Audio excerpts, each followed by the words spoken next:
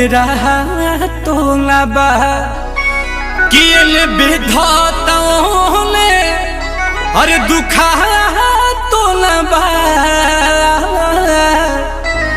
आइन लहरताओं ने अरे धुआं तो ना बा।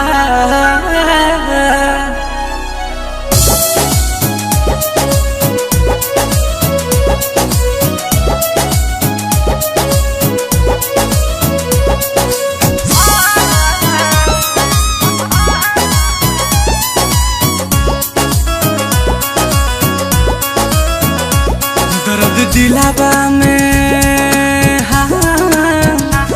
दर्द दिलावा में उठे लसुरहो घरी दर्द दिलावा में उठे लसुरहो घरी याद तोहर सतावे तो हम का करी। दर्द दिलावा में उठे लसुरहो घरी दर्द दिलावा में उठे लसुरहो घरी नैन लोरावा बहावे तो हम का करी। दर्द दिलावा में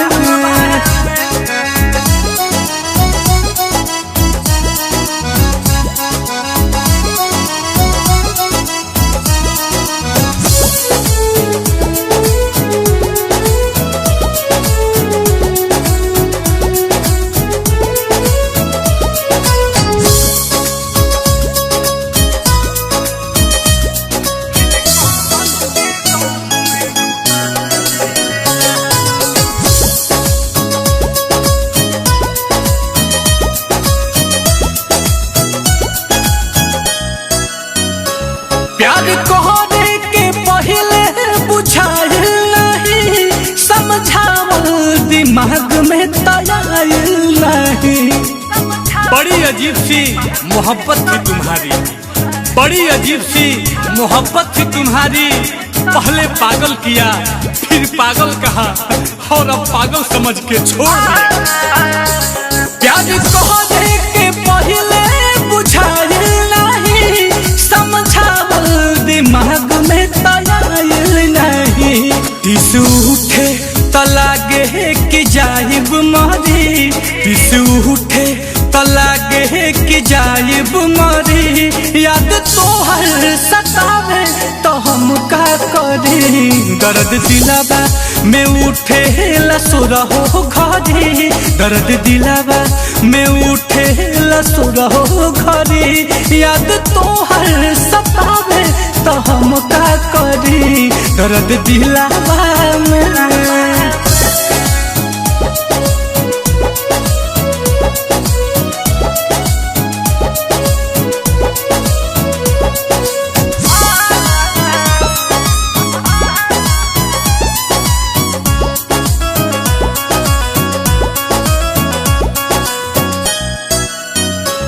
प्यार भइल तो मिठाई हम बटले रही तोहरा चक्कर में हाथ अपन कटले रही।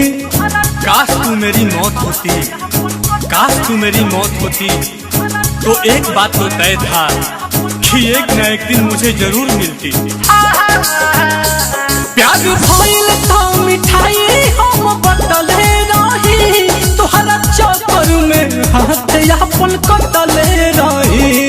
इहे बात सोची सोची जाता जीवा जरी इहे बात सोची सोची जाता जीवा जरी याद तोहर सतावे तो हम का करी। दर्द दिलावा में उठे लसुरहो घरी दर्द दिलावा में उठे लसुरहो घरी याद तोहर सतावे तो हम का करी। दर्द दिलावा में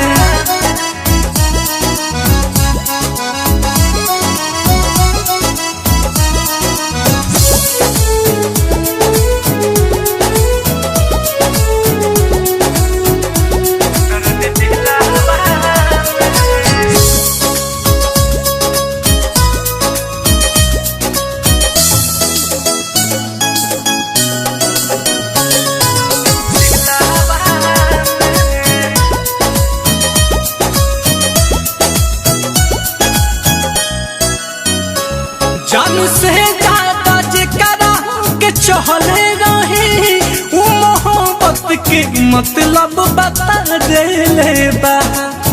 हर रोज खा जाते थे वो कसम मेरे नाम की, हर रोज खा जाते थे वो कसम मेरे नाम की। साला कारण तो आज पता चला कि जिंदगी धीरे धीरे खत्म क्यों हो रही है। पाठक रोहित सहज सहज बतिया कही नीलकमल के गम में डूबा देले बा। नीलकमला नीलकमला नीलकमला जे तड़पी तपरबे करी याद तोहर सतावे तो हम का करी। दर्द दिलावा में उठे लसुरहो घरी, दर्द दिलावा में उठे लसुरहो घरी। नैन लोरावा बहावे तो हम का करी। दर्द दिलावा